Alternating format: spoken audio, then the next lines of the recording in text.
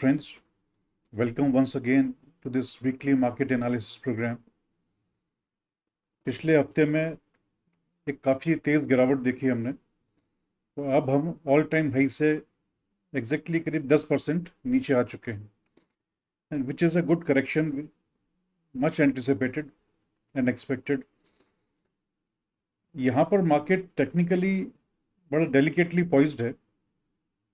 यहाँ से फर्दर नीचे भी ब्रेक हो सकता है नेक्स्ट सपोर्ट के लिए, जो कि 16,800 के आसपास आती है, और उसके नीचे फिर 16,500, या फिर यहाँ से रिबाउंड भी ले सकता है, क्योंकि यहाँ पर एक ट्रिपल बॉटम फॉर्मेशन दिख रहा है. तो ये आगे देखेंगे कि वो कौन सा रुख लेता है. एफआईज की सेलिंग कंटिन्यूस जारी रही. पिछले 2-3 महीनों में काफ़ी बड़ी सेलिंग करी उन्होंने. अब कुछ डेटा पॉइंट्स ऐसे हैं, कुछ न्यूज़ फ्लो ऐसा है जिससे लगता है कि इसमें कुछ रुकावट आ सकती है, जो कि मार्केट के लिए अच्छा होगा. So let's go to the key data points and the charts.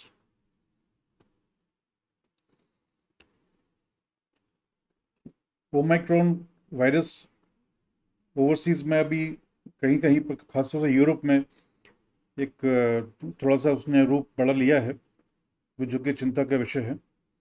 तो that has to be tracked, though उसकी फैटिलिटी इतनी ज़्यादा नहीं निकल के आ रही है, तो ये एक प्लस पॉइंट है उसके अंदर. एफआईज की सेलिंग जैसा हमने बताया जारी है. उसके अगेंस्ट में डीआईआईज उतना ज़्यादा बाय नहीं कर पाए हैं, पर ये एक्सपेक्टेड है कि ये अब चेंज हो सकता है. और उसका रीज़न ये है कि अभी तक लोग फेड का मीटिंग का एक्सपेक्ट कर रहे थे, वेट कर रहे थे कि वो क्या रुख लेते हैं इंटरेस्ट रेट रिजीम के ऊपर में.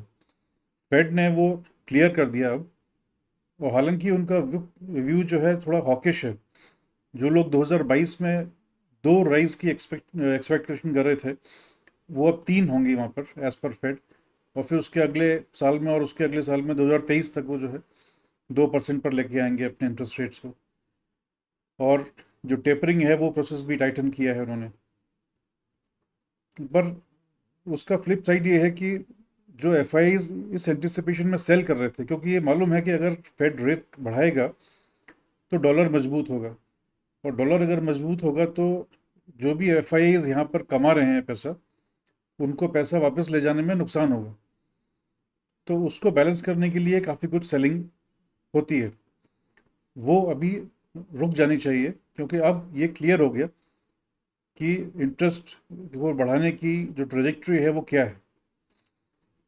तो I personally assess that and hope that ये आगे आने वाले टाइम पर एफ की सेलिंग हमको थोड़ा थमती हुई दिखेगी, जो हमारे मार्केट्स के लिए अच्छा होगा.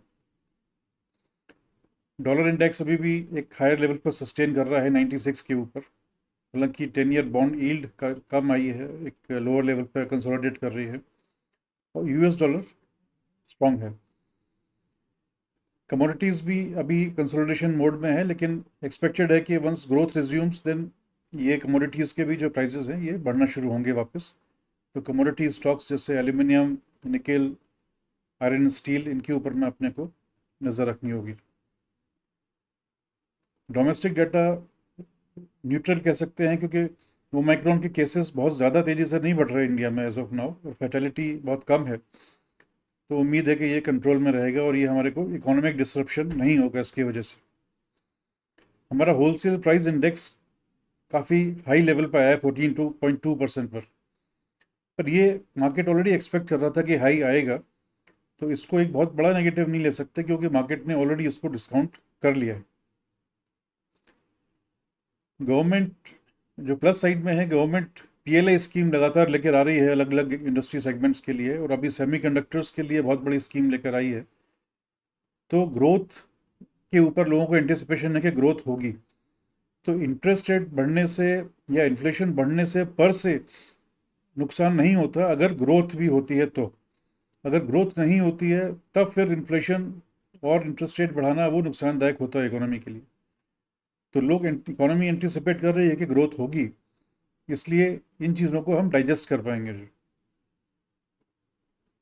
तो इसीलिए हमारे आगे चलकर जीडीपी के नंबर्स को ट्रैक करना बहुत इंपॉर्टेंट होगा हमारे लिए, और जो दूसरे ग्रोथ के जो पैरामीटर्स हैं, जैसे इलेक्ट्रिसिटी कंजम्पशन है या हमारा फ्यूल का कंजम्पशन है, या इंडस्ट्रियल आउटपुट है, इन सब के ऊपर अपने को नज़र रखनी होगी। जो ओवरसीज क्यूज़ हम नेगेटिव टू न्यूट्रल बोल सकते हैं, क्योंकि जैसे हमने बताया यूरोप में कुछ कोविड रिस्ट्रिक्शंस बढ़े हैं, फेड का टेपर का स्पीड बढ़ा है और हॉकिश कमेंट्री आई है उसमें इंटरेस्ट रेट रेस के ऊपर में।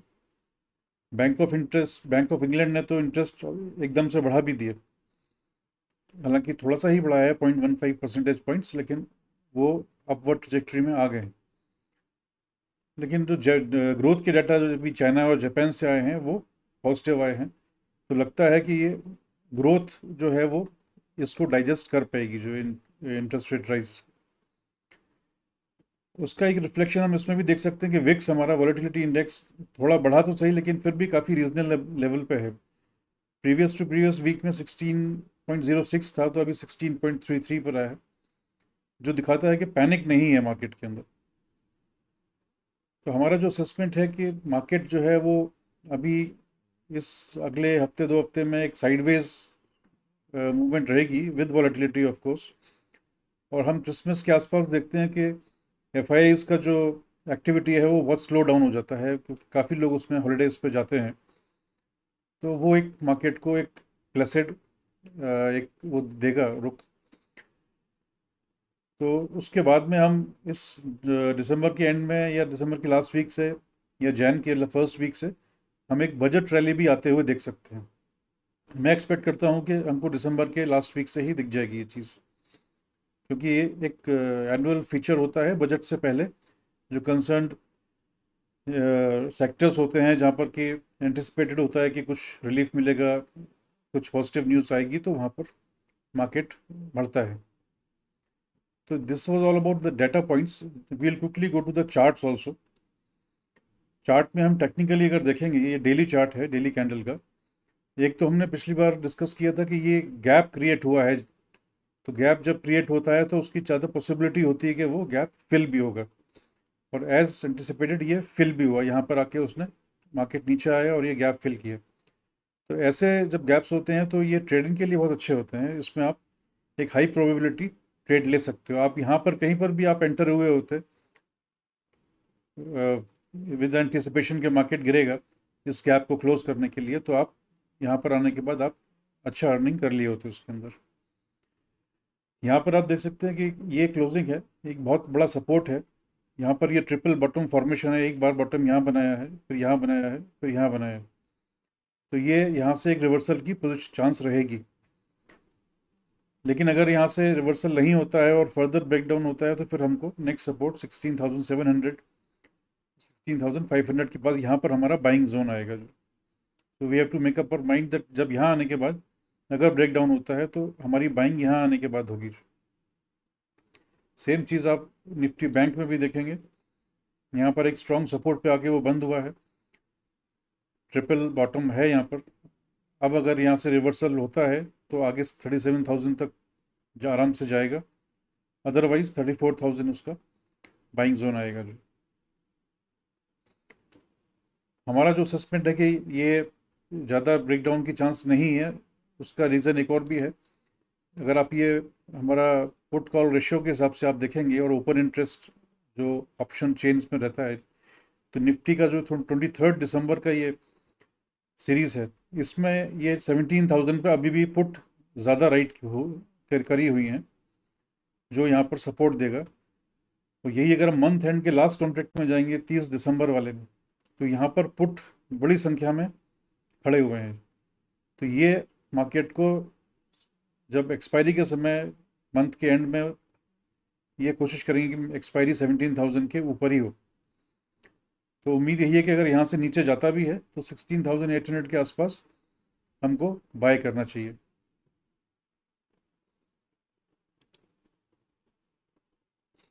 हम कमिंग टू हमारे प्रीवियस वीक में हमने एक डिस्कस किया था रेशियो स्प्रेड निफ्टी के ऊपर।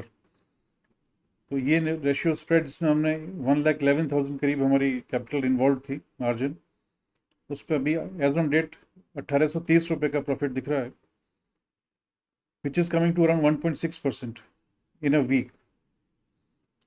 तो ये स्ट्रेटजीज ऐसे मार्केट में अच्छी रहती हैं बजाय किसी स्टॉक में घुसने के। स्टॉक में जाने पर आप ट्रैप हो सकते हैं या कुछ समय तक आपकी होल्डिंग बढ़ सकती है। ऑप्शन स्प्रेड्स में आपको एक कैश फ्लो मिल जाता है बहुत जल्दी, एक हफ्ते के समय में। लास्ट वीक हमने हाई प्रोबेबिलिटी सेटअप्स में हमने HDFC बैंक और HUL डिस्कस किया था। हालांकि ये दोनों ही अपने स्टॉप लॉस से नीचे आ गए हैं, क्योंकि मार्केट 6% करीब गिरा पिछले हफ्ते में, तो इनका नीचे आना लाजमी था। लेकिन फिर भी ऐसे मार्केट में जहाँ पर थोड़ा अनसर्टिनिटी है, आई वुड से कि वी शुड नॉट एग्जिट, और रादर एग्जिट करने के बजाय अगर हमारे पास अगर सरप्लस फंड्स हैं तो हम इसमें ऐड करें, क्योंकि अगर मार्केट का सिनेरियो ख़राब होता है तो यही स्टॉक्स आपको स्ट्रेंथ शो करते हुए दिखाई पड़ेंगे। तो we should stick with such strong stocks, जो कि जहाँ पर जो सेफ्टी नेट प्रोवाइड करते हैं, सभी लोग इसमें आने की कोशिश करते हैं जब कभी मार्केट सेंटीमेंट खराब होता है। तो नेक्स्ट वीक हमारे पास एक स्टॉक जो माइंड में है वो यूनाइटेड स्पिरिट्स। अगर मार्केट नीचे आता है मंडे ट्यूसडे में तो we can get it lower price also maybe. तो जिस भी प्राइस में मिले इसके लोअर या इसके आसपास, it is a good buy, because इसका जो फंडामेंटल है वो भी अच्छा है और technically it is quite strong and outperforming the Nifty consistently. So this is all, friends, for this week. Thank you for watching. Keep watching, and if you have not subscribed the channel till now, I request that kindly subscribe and press the bell icon so that you get notifications for any new video that is uploaded on here. Thank you and good night.